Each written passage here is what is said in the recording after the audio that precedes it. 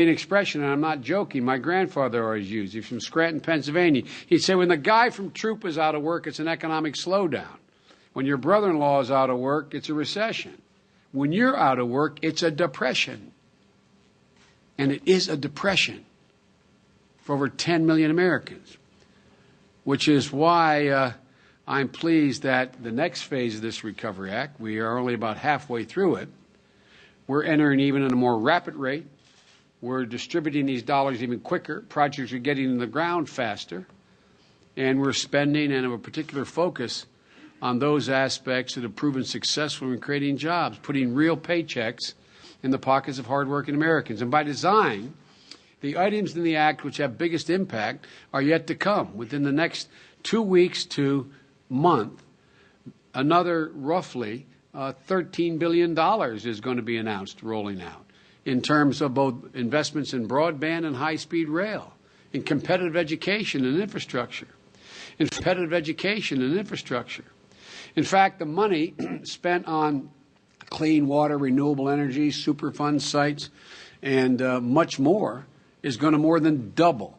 It's going to more than double in this quarter, and will maintain the similar pace for the next 2 quarters. So tomorrow, for example, Secretary LaHood, who's here, is going to be making an important announcement about the number of high-speed rail manufacturers who are looking to come to the United States, build facilities here, manufacture components here, manufacture train sets here, based on our willingness to provide the seed money to invest in high-speed rail. And many more announcements like that are coming in the months ahead. But we're not just looking to bold new programs. Many of the upcoming investments are expansions of our most successful programs to date. And that's where you all come in.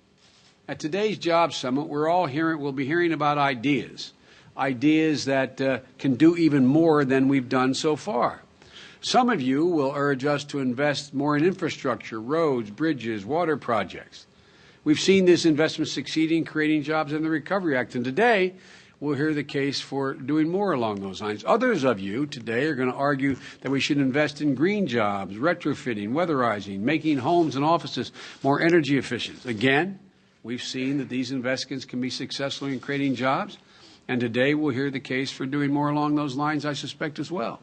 And still others of you will talk about the need for more incentives for small businesses and other ideas to help the business through tax incentives.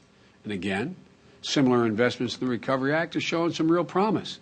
So we should see if there's more we can do in those areas. Many different participants are here, and many different offerings are going to be put forward, many different ideas. But in the end, the grist is the same. Take the things that we know work and make them work better and make them work faster. And all of this can't be done. I should put it another way. None of it can be done without your full buy-in and your leadership in the private sector. President Obama has focused on this issue with an intensity that it demands and with an intensity it deserves. With everything else he has on his plate, and I've been here for 8 presidents, I think I can say without fear of contradiction, no president ever entered office as many crises sitting on his desk the day he walked into office. And I've been here for 8 presidents as a United States Senator. But notwithstanding that, his laser focus has been, and the economic team can tell you, every morning we have the meeting relating to the principles on the economy, or the principles in the economic team coming in to what we call a presidential daily briefing. It's jobs, jobs, jobs, jobs. And so, folks, we not only have to create jobs, but good jobs, jobs you can raise a family on, jobs that will serve as a foundation for a new economic future for this country. And no man is more committed to making that happen than President Barack Obama. So, ladies and gentlemen, please welcome the President of the United States of America, Barack Obama.